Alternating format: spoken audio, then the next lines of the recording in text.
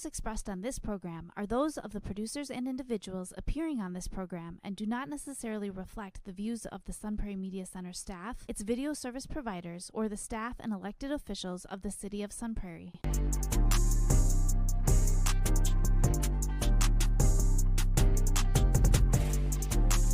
You are now watching the Alan and DJ Show. Yo, Milwaukee, Sun Prairie, and all the surrounding areas. Y'all know what time this is, man. It's time for the Alan and DJ TV show program. And of course, I'm Alan. And this is your boy, DJ. DJ, what's going on, man? I'm doing okay, man. How about yourself? I don't know, man. You know, there's been a lot of crap going on, you know.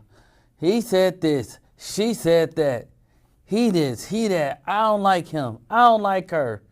Then, you know, you see 1 minute is fake, you know what I'm saying? And, you know, like the disrespect or the dissing going on behind each other's backs, and then the next minute they, girl, look at this, and everybody looking at each other's phones together. I thought y'all wasn't cool. Yep.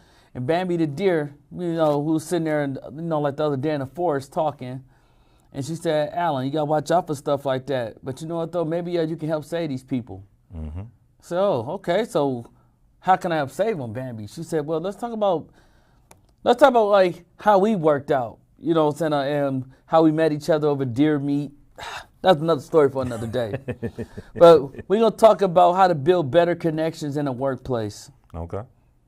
So this is very important because some of y'all need to build some better connections. So without further ado, we're going to bring this to you the way that we're accustomed to bringing this to you.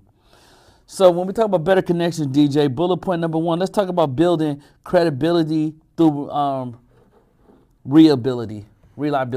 Okay. So let's tackle on that for a minute. Okay. Like when you build up credibility, basically like what it does is like it basically like separates you from the other workers basically, and like it's harder for a person to fire you when you build that credibility up and build that reliability up as well. I agree. You know, when you got credibility, you know, it starts by your name. Like, you know, like your name is everything. So I can say, well, I'm trying to put it in the job application, but let me use Alan name, or let me use DJ name because they name got credibility, or let me use Will name, you know, because like their name build credibility, and also they build they also are reliable. Mm-hmm. So when you come, so like we're talking about like reliability, we talk about constant delivering on your commitments, and also meeting deadlines that creates foundational layers or trust within a work team, and you also building that connection. Mm-hmm. You know what I'm saying, that you need between you and your teammates. Absolutely. But it also like can help you be like, it can help you like get like a promotion, or like it builds trust with the management and also with your co-workers when they know like you're credible and you're reliable. Like, yeah, for real. It separates you from like the lazy workers. No, big time. But I'll tell you this though, I ain't coming in no 8 feet snowstorm. I'm kind of reliable. What do you think I am? Look, man, hey, yeah, like you don't look like a fool. But bullet point 2, practice active listening. Yeah. But why, DJ? Like, why should people practice active listening when it comes to building better connections in the workplace? Because basically, like, it helps you understand your workers better, but it also like helps you learn people work styles. Because you know, it's like when you listen to like what's going on around you, like you can get a better feel for people's personalities and the way people carry themselves, and it also helps you within leadership as well. So the way that I might be able to talk to Alan might not be the way I could talk to DJ, or the way I could talk to DJ might not be the way I could talk to Will, because leadership rolls in many different ways, and sometimes like you have to listen to, okay, I see what this person needs. Person needs a swift kick in the butt, you know what I'm saying? Or this person might say, hey, bro, look, I know you can do it, man. Dude, like, you the best. Mm-hmm. Come on, man. Like, you know, like that, like the other person might need that motivation. So instead of, you know, just waiting or waiting on your turn to speak, show empathy, show curiosity, and also be open for questions about perspectives and ideas, because only a dummy don't ask questions. But also, Al, like practice active listening also like basically helps you read people better. Yeah, because like you could say day in and day out, like you say, nah, I don't think that person gonna bite for that. You be like, why? Because like I watch them and I listen to what they like and what they don't like. Some people don't like to be micromanaged. No. So, you know, you standing over their shoulders or, is that done? When you done with that, I need this. And you're like, dude, Ray Dirty, back up off me for a minute. Sweating like you play 8 games of Hustle. Like, come on, man. So, you know, just, you know, practice active listening. You know, like listen to how people feel. You know what I'm saying? Or, you know, somebody might have an issue with you and you might not be aware that you're doing something that you're not aware of doing, but you got to listen to see what's going on so you can know how to have a better connection with your team. Absolutely. And bullet point 3, show genuine appreciation. And this is not shown enough, DJ, but why? Because like this helps workers feel appreciated and more willing to help you when needed. Right. And I know we used to puppet master people a lot. Like we used to show fake appreciation. Like, oh, hey man, you really good at that. Oh yeah. Oh, look at you. Oh, hey, yo, Alan, look what I could do next. Hey, DJ, look at this. You know, they need clearly. Like, hey, if anybody could do it, you could do it. But no, you know, just showing genuine appreciation, though, like, and make a person feel like, dang, you know, like I'm wanted, I'm not being used. They value my time. They value my work ethic. They value in what I'm putting into this team. Absolutely. But also, man, like showing appreciation also like keeps you humbled and blessed and grateful because like not all jobs are the same, man. It's just like, you know, sometimes, you know, you have to sit back and, you know, take time to appreciate your colleagues and appreciate your teammates and say, hey, look, you know what, today you guys did an awesome job. Like, yeah, I don't got to pat you on the back every day. But, you know, like I could say for the most part, you guys did an awesome job today. Without you guys, I don't know how I would have made it through the day.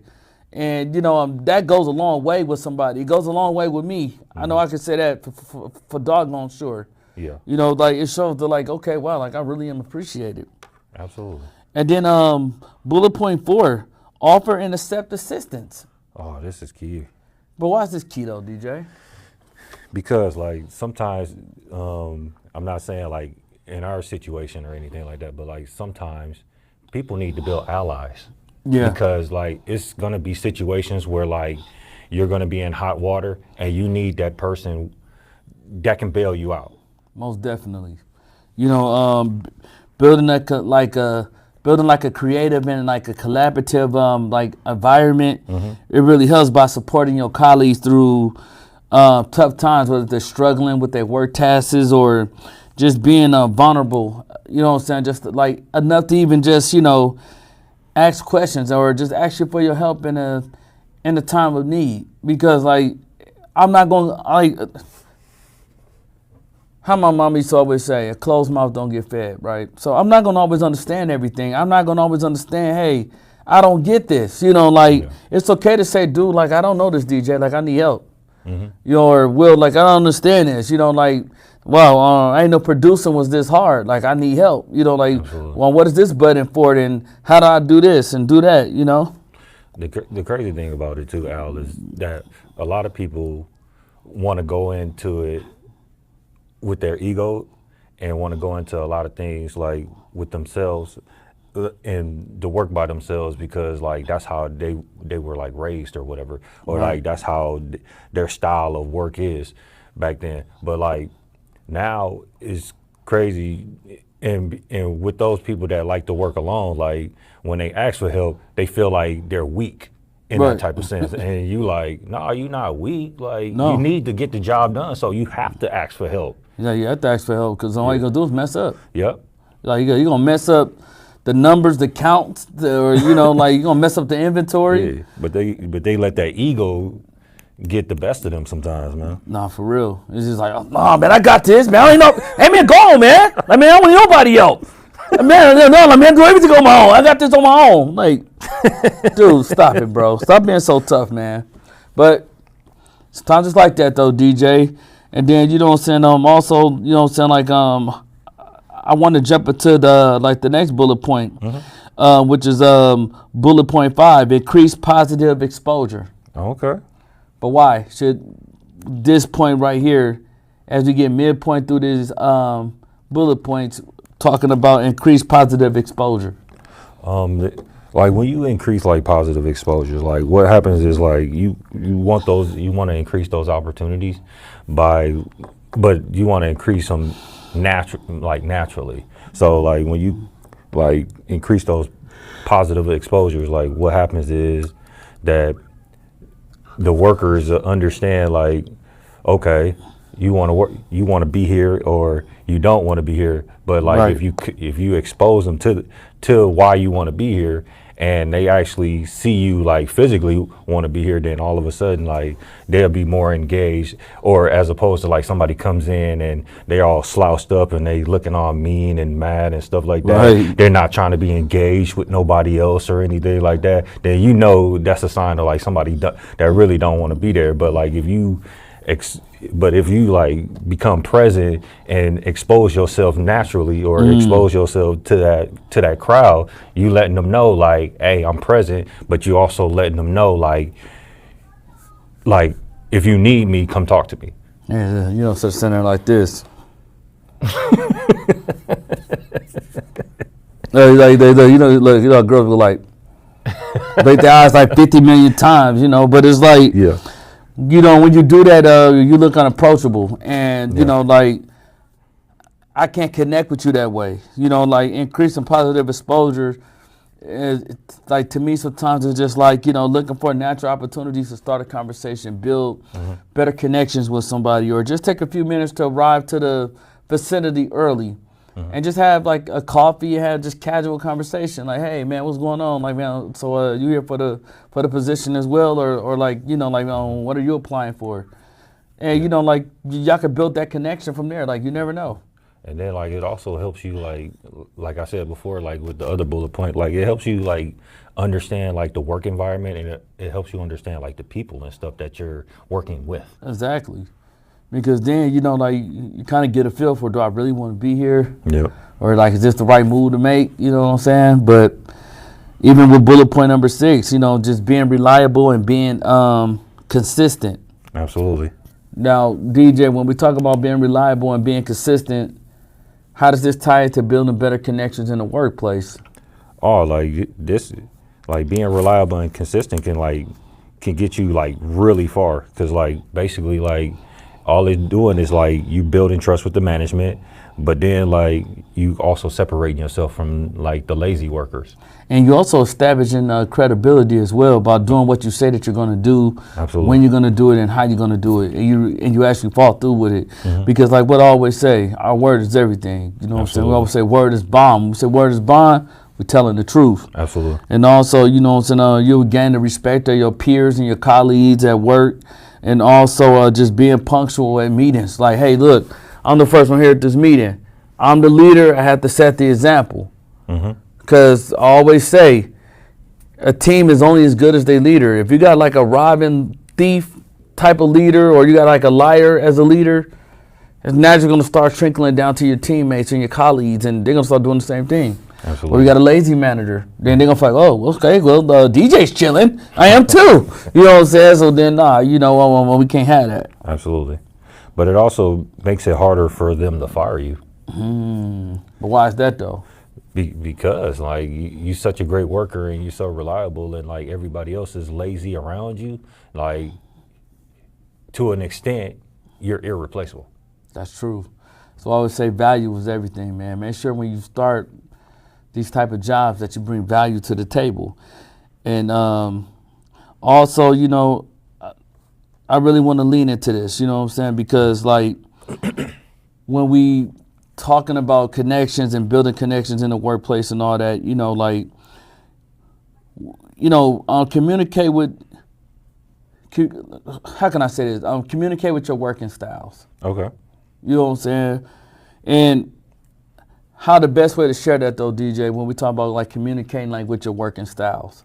Like you could sometimes like ask the person, man, like ask them like how do you like to work? Like, I know, like, sometimes, like, at my job, like they let you fill out these surveys and stuff like that, and they tell you, like, what's your working style, how you like to work, do you like to work with people, do you not like to work with people, like, Oh, for and real? that'll let you know, like, what working style you're more comfortable with, or it also lets you know, like, what working style, like, other people are well at as well. Like some people like emails. Yeah. Some people like voicemails, you know, like some people like to communicate that way. Or some people like morning meetings. Some like late afternoon meetings. You know, that's their way of like communicating. So there's many different ways of communicating and also offering help and like, you know, just like having like a leaning hand. And when it comes to like coworkers feeling like overwhelmed at times, 'cause I know we all been in this before, DJ. We feel like overwhelmed. Sharing your expertise and making projects more fun and more easy and smooth to run. Absolutely.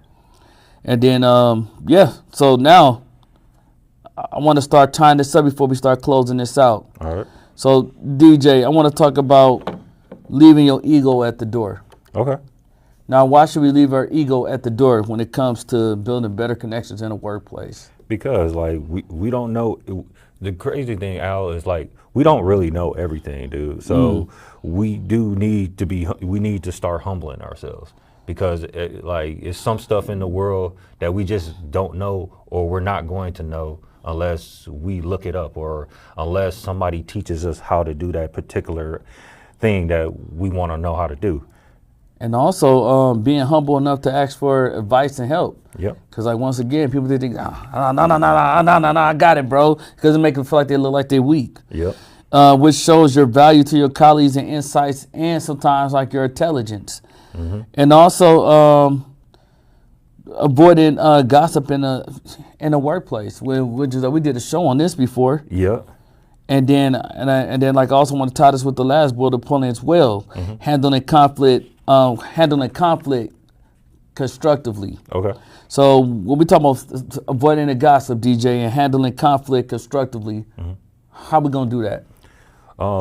Basically, like, because first of all, like, when people gossip, like, and you sit there and listen, that distracts you from working on your project or whatever. Like, what you want to do is, like, just when that conversation comes up, like, if you can't avoid it, I mean, if you can't, like, answer it quickly, then you should just walk away and avoid that conversation completely, or work in another department if you have to, in order for you to get that task done. I agree. You know, stay away from the negativity when people talk about, you know what I'm saying, like the gossiping in the workplace or complaining about other co-workers or team members. Like, hey, look, man, oh, for real? Dang, hey, man, look, that's messed up. But, like, I feel like you should tell them that when they come in. And, you know, it'll save your name for coming up in a lot of stuff. Well, Alan said, well, that's not what I heard because DJ said it like this. And they're like, oh, really? And then also just handling, you know what I'm saying, conflict constructively. Sometimes, you know, addressing the issue, you know what I'm saying, sooner than letting it arise and letting the fire build. And focus on the specific problem than making it personal. And we could talk about it. Just have a conversation as men. Or, you know, like y'all can have a conversation as women and talk it out. Because everything will have to always be escalated. Like you want to de-escalate the situation before it escalate. Or like if you feel like I said something about you, then let's have a conversation about it. Absolutely. And always remember this, the one who pick a bone, carry a bone. Because if they're talking about other people, you best to rest assured they're talking about you. Absolutely, yeah. But to end this with the Alan and DJ's final thought. DJ, what's your final thought when it comes to building better connections in a workplace? First of all, like you want to be like reliable and you want to be consistent at your work, because that'll get you like a lot of more opportunities in the long run, and it'll separate you from like the people that aren't doing what they're supposed to do. Most definitely. You know, like I just say just find a common ground, you know, introduce yourself, say about your likes, your dislikes, you know, who you are as a person, display your leadership and lead by example day in and day out. And you also just want to build that foundation and, you know, also explore strategies to help leave a positive impact on other people. And once you did that, you just became the very best version of yourself. Now, this is the Alan the DJ Show. You can find the Alan the DJ Show at gmail.com if you have any questions about what you want us to talk about next. You can also find the Alan the DJ Show on YouTube and on our fan page on Facebook. You can find my personal page, Alan Hutchinson, on Instagram and Facebook, and also William J. Smith on Instagram and Facebook if you need a in-house producer to get that thing popping on them projects that y'all need. And until next time, I'm trying to build a better connection with y'all. DJ trying to build a better connection with y'all. Because we going to stay well. We going to stay healthy. Peace.